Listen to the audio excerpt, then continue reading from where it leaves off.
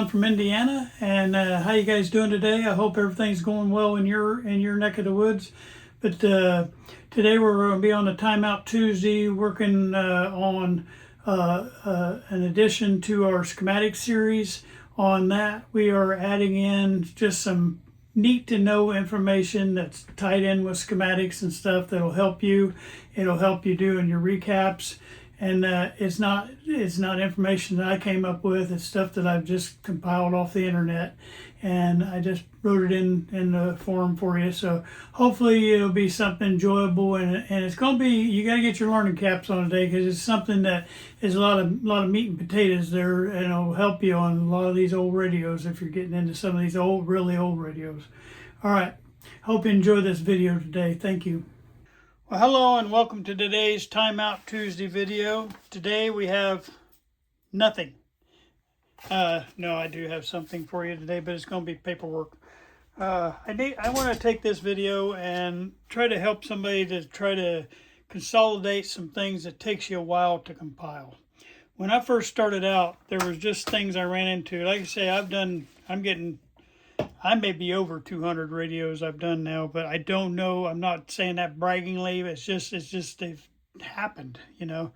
And I think there's probably about 130 or more out on my Facebook page. If you go to that page, there's photo albums of a lot of them. But I did a whole bunch before I started, and I did some of them that were in the off part of my early time at Facebook that I didn't do right and everything. So there's a lot of it didn't get captured. And but the bottom line with that is I spent a lot of time with a book, and I've got my book right here. It's got a picture of my first radio I ever did. That's the first radio I did. It's 6S 152, I think. But anyway, that was the very first radio I did, and I talked about it in my opening video. But I made that book, and I just started compiling stuff I found on the internet. But I wanted to share some things. Oh my! I kicked the stand. I wanted to share some things that I found on just digging for hours and hours on the internet. And that way, maybe you can learn a few things from this. Most of this is about capacitors and resistors. So I'm going to sit down here and I'm going to try to go over this stuff with you. I'm going to see if maybe I can drop this down a little bit more. Okay, yeah. That way I can hold it into here for you and you can see good. All right, the basic stuff first. I'm in the wrong... Yeah, no, I'm in the right one. When you're looking at resistors, and we'll talk about resistors here in a minute, but the basic things is on the old 1930s type of resistors, you had the body, end, dot, and it's BED. It's the acronym, body, end, dot, and that's how you read the capacitors. And we'll go over that here in a few minutes. But that was the basic. And then if you have a tip on it that has gold, that's 5% tolerance. If you have silver it's 10% tolerance, and if you have no color, it's 20% tolerance. Okay. Well, anyway, what I ran into when I was dealing with all these old radios is the companies had, a lot of these companies had their own codes for their part numbers and their resistor and the capacitors and all that stuff.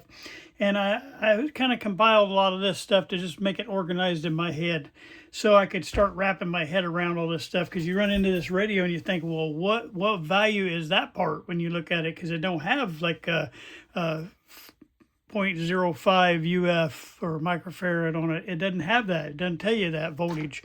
There's a lot of stuff that's missing on those. And anyway, so I'm going to kind of go over that kind of stuff today. But some of the companies who had their own parts numbering system I'll get my pointer out here so I don't fuzz this thing out. The Zenith Radio Corporation, RCA, Philco, and GE. Now there was a ton of other little companies that were, some of these were sub companies of these big companies, but they still had their own part numbers too. But I'm just going over the big guys. These were the guys who ran the business. All right. So anyway, and then there's companies that provided parts to these companies up here.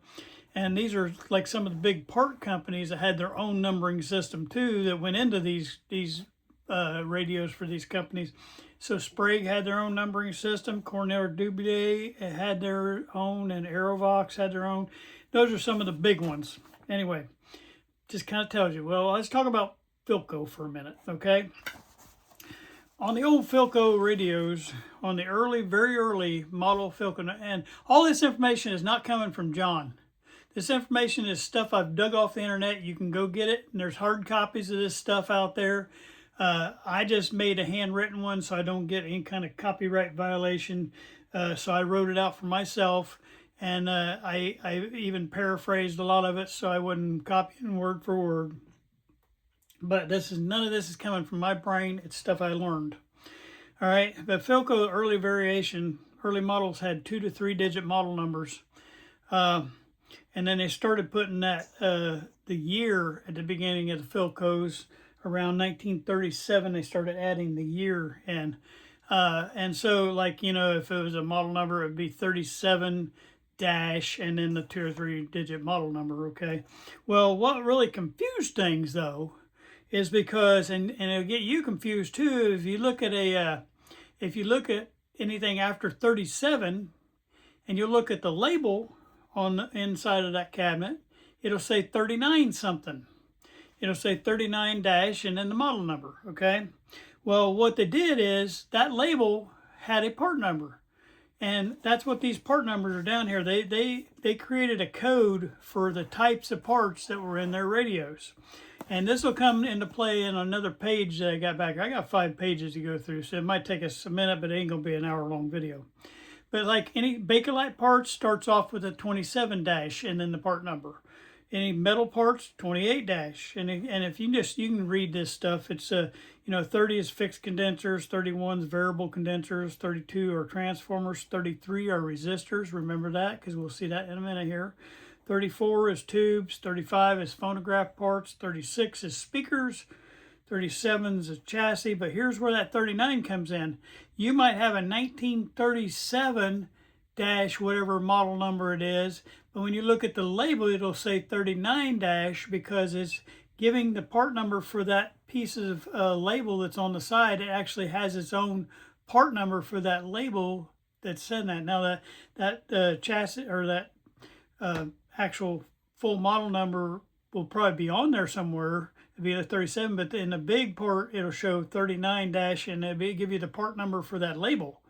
And a lot of people get mixed up on their part numbers or their model numbers for their radios because in early Philcos, it started in 1937 up here. Well, if it started in 37, that's real close to 39. It's right in the same year time frame, and it throws a lot of people off during that period of time. I hope I'm getting that across. But anyway, you're going to see a lot of the old Philco part numbers will start off with this, but it kind of breaks it down for you so you kind of understand, okay, if that's got a 33 in front of that part number, I know it's going to be a resistor. I'm trying to say that again so you'll remember it because you'll see it here in a minute.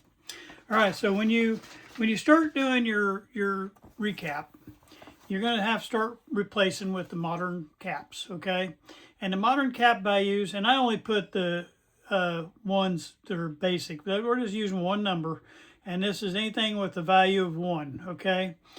So if you have 102, if you see that 2 at the end, it's going to have a decimal, 2 zeros, and then the number that's on the front. So if that's a 202, it'll be 0.002. If that's a 302, it'll be 0.003.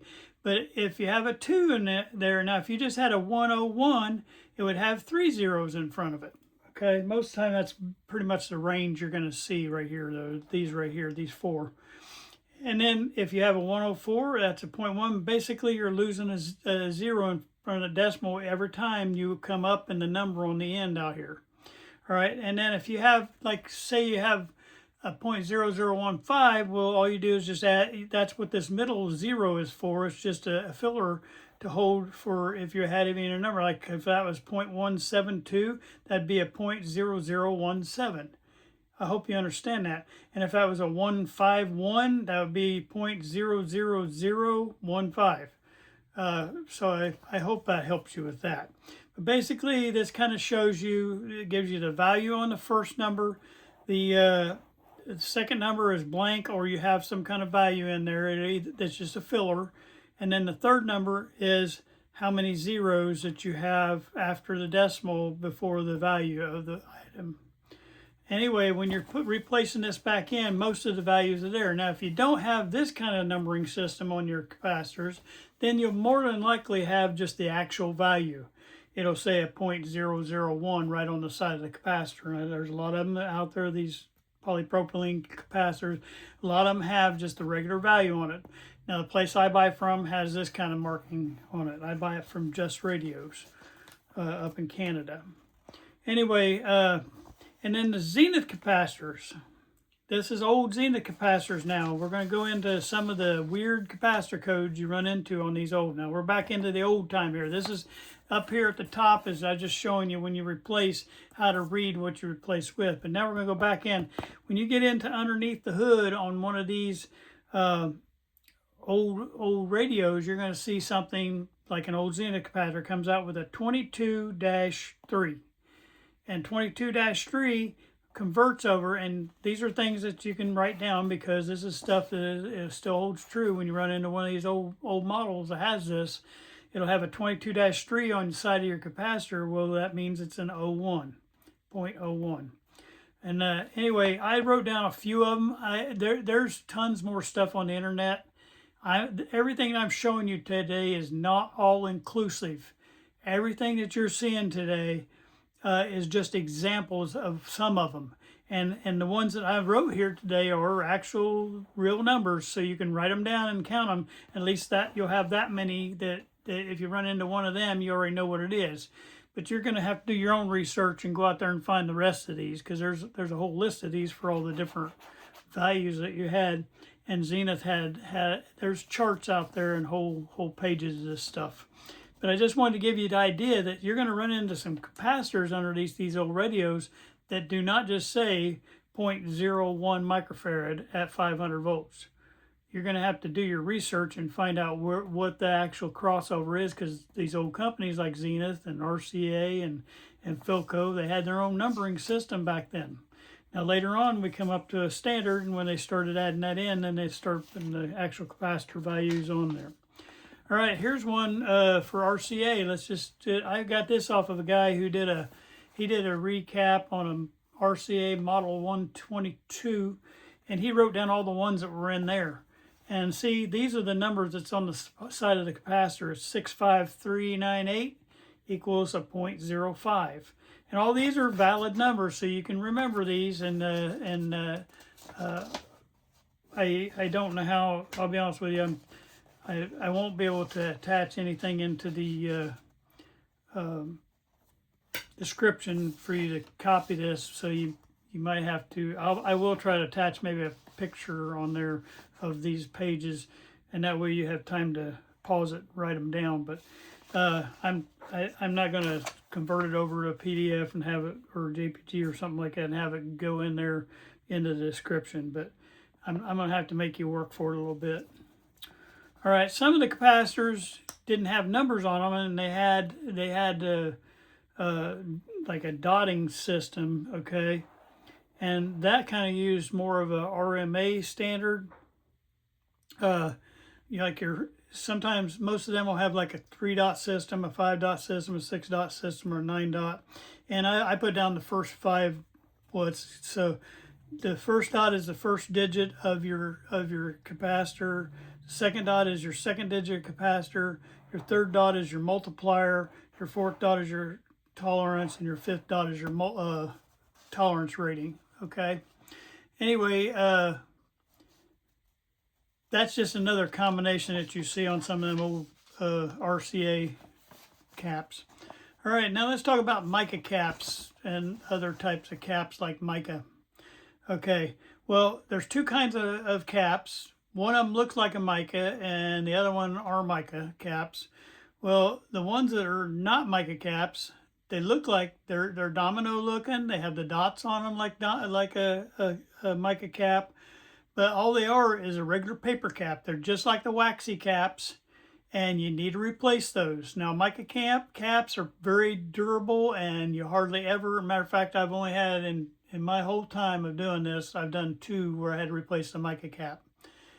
Also, these guys are flatter caps. If it's an actual cap, they're going to be a little bit flatter.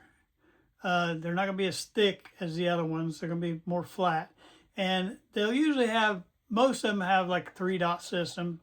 The first dot is your value, second dot is a value, and then the third dot is a multiplier. And it's usually pretty simple. Sometimes they'll have a couple other little dots on there to give you for the voltage rating and stuff. But most of the time, almost all the time, these caps are not in the picofarad level. They're you know, like 0.05, or they're going to be a higher value than all the mica type caps. Okay. But they're just paper caps inside of a plastic case, and they go bad. There's also an arrow on these caps, on mica and on these regular paper caps. There's arrow pointing, and it tells you which direction to read those dots. That way you know which way is first dot, second dot, third dot. Because otherwise you don't know whether to read it that way or the other way. Okay. Anyway, the other kind of caps you run into, every one of these you see right here, you want to replace all these plastic caps.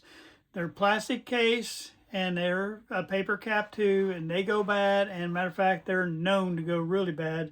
But they have, some of these will have bands, or they'll have the value written on the case. Like some of them old plastic caps, it'll just say 0.05 microfarad at 500 volts.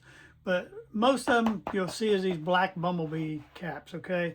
And how they have that is they have the value written on the first two lines. So if that's a 47, that'll be a yellow and then a violet.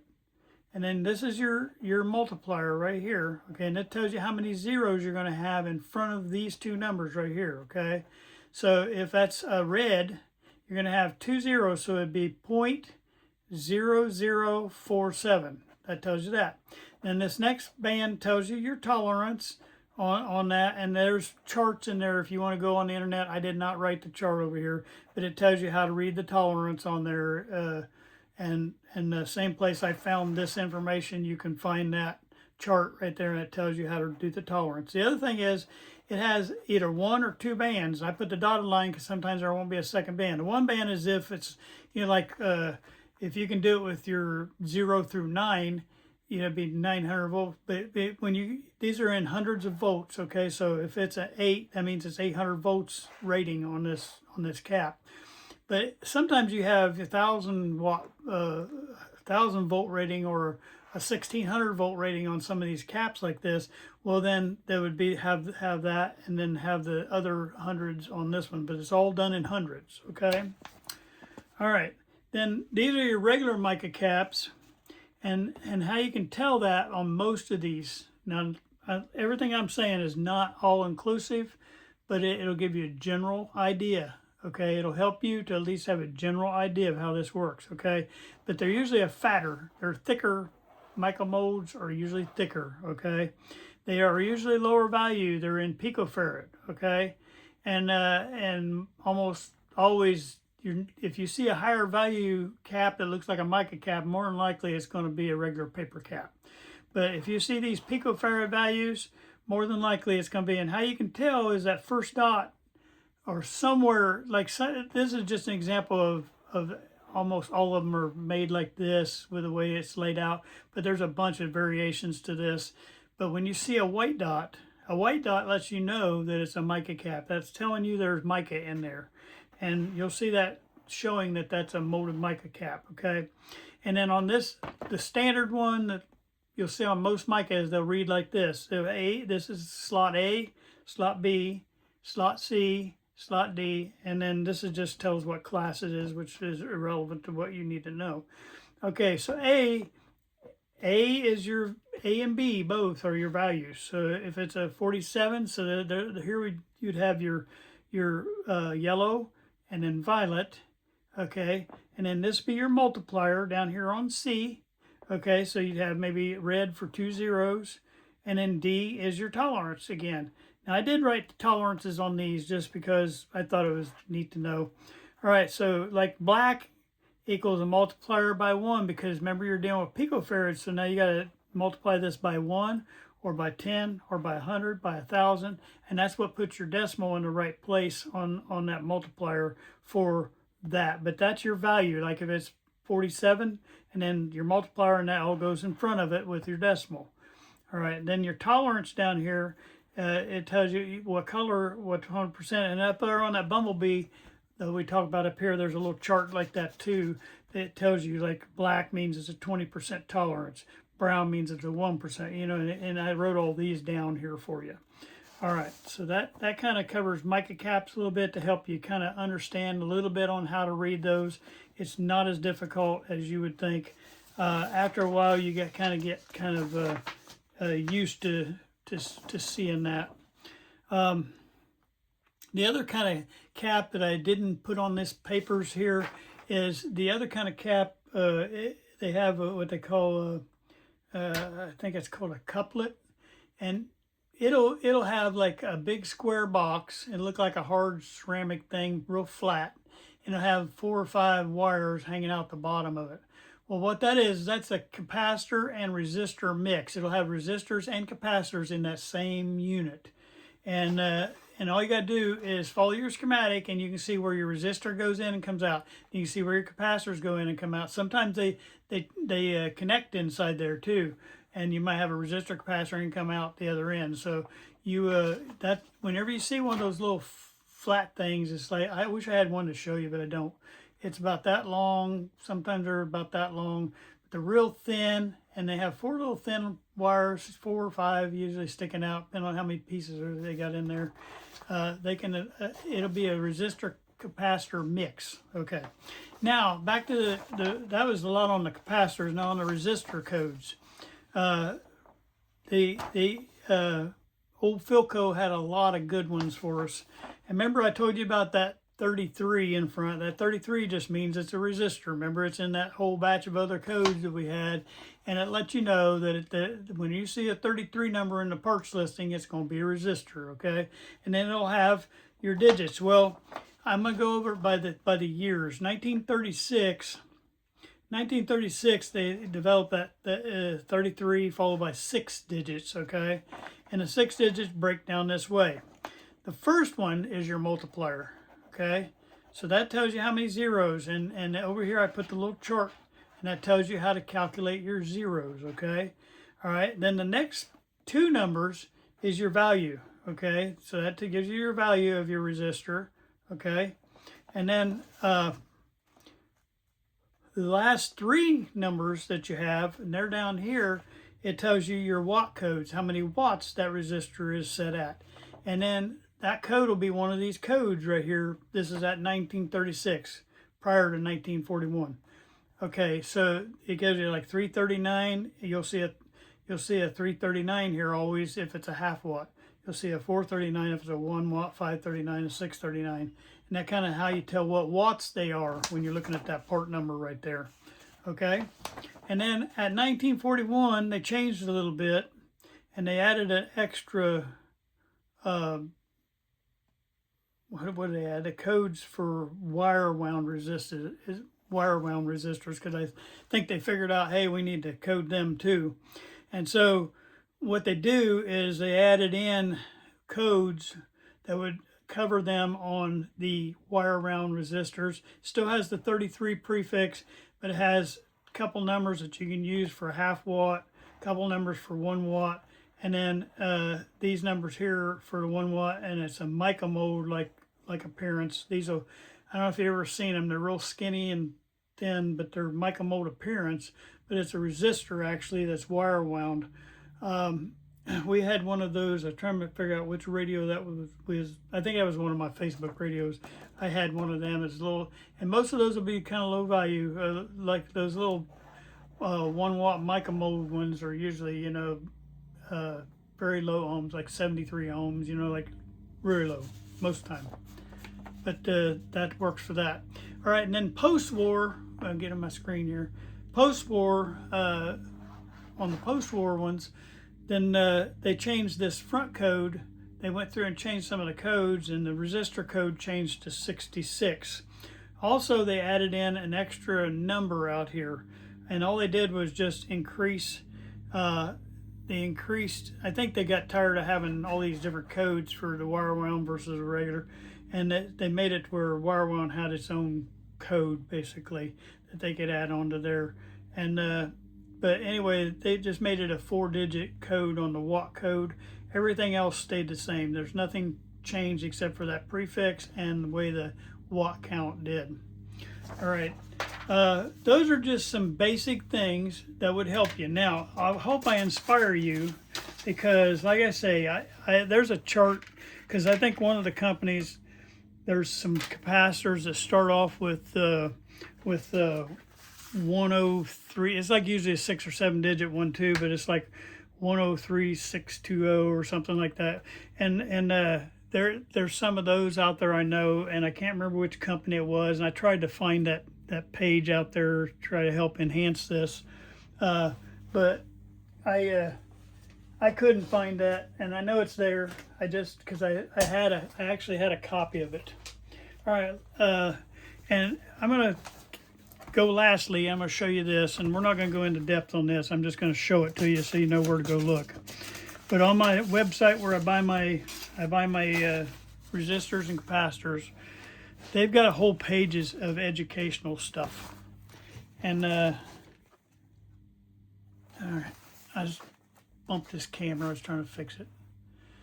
Anyway, on the educational stuff, they have ABCs of capacitors, capacitor tips, and tube radios, and literally it's a whole book. It's pages and pages of that. I printed it off for my book because it's neat to know information. It's well worth the read.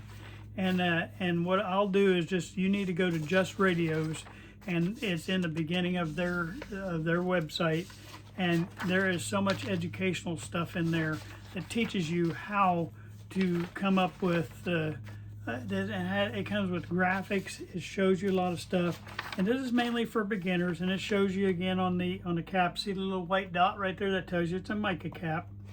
And I don't know if you ever seen little caps that look like this. I didn't pull that out, but these are always our little mica picofarad replacement. If you ever have to replace one of these, this is what you're going to have to get, something like that. And when you order your picofarad, that's what it's going to look like. But it shows you that kind of stuff. And I get mine, I think, off of DigiKey on those. And it shows you your electrolytic stuff here and how to read those. And it is well worth taking an evening and just sitting down and absorbing this into your brain. But it's on justradios.com, and they provide good quality capacitors and resistors. That's where I get all my capacitors and resistors. Yes, they are a little bit more than the DigiKey type of capacitors and stuff. But I've never had a failure. I've never had a problem with one of their stuff. And I don't know why. He's a smaller business, and I like supporting the smaller businesses.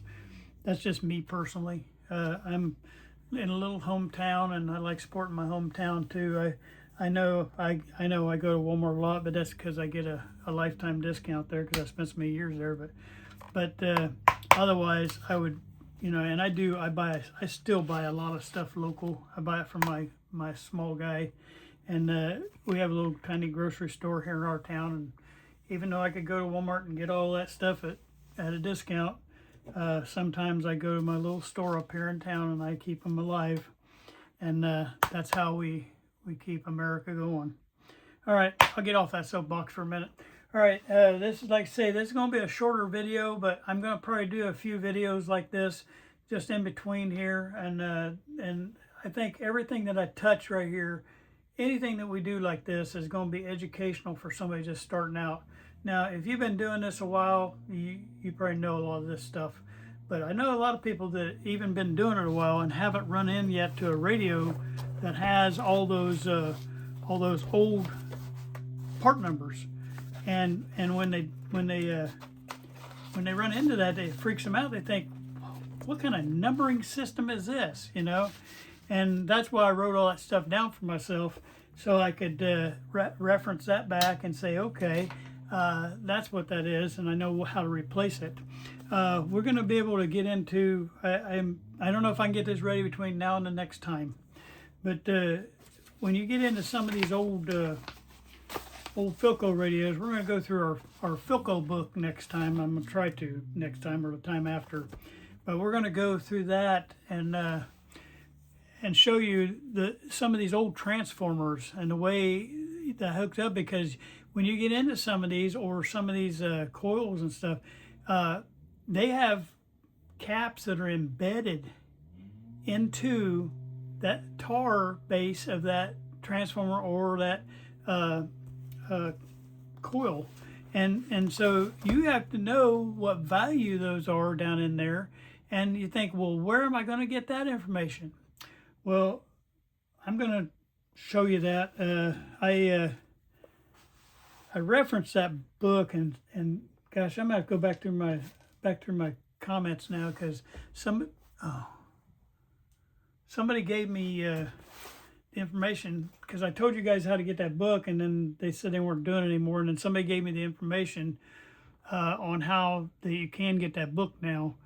And I'm going to have to go back through my comments, because I know it's one of my guys who was texting me on the side, and I'm going to figure that out, and I'll try to add that in here, so when I talk about this book the next time, then you'll be able to have that, because that book was a lifeline to me when I first started. All right, I hope you enjoyed today. It's 30 minutes long. I'm watching it, and so I'm not going to go real long today, but I want to have enough meat and potatoes there that you can try to absorb some of that stuff. And like I say, I'll try to, during my talk in the dead spots, I'm going to try to stick some of these pictures at the end here. That's why I'm talking, to buy myself enough time to get these pictures in. And if nothing else, that way you can pause it and get the information you need off of it. But don't be lazy too. Get out there on the internet now. I told you it's out there, and find the actual hard copy of that, because it's all printable material. I just can't post it here on the YouTube. But it is printable stuff that you can print off and put in your own little book, and it'll help you later on when you run into that radio that needs those numbers. All right. I hope you enjoyed it. Thank you. Make sure you tell your friends about it. Bye-bye. Well, I hope you enjoyed that. Please do me a favor and tell everybody about Radio Hound Tube Radio Restorations. Each week on Time Out Tuesday, we try to do a little something different. Now, if I find another piece of test equipment or something, until then, I'm just going to be doing little pieces on teaching you some things. So, and there's still a lot to learn. So I'll just share things that I've learned with you guys, so you will become better and better. And once you get caught up to me, I don't know what I'm going to teach you. All right.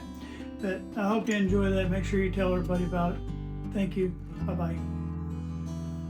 I just want to close out all my videos with this right here. This is my my motto, and it's going to be our channel motto from now on. It's sometimes you win and sometimes you learn. We don't ever want to lose.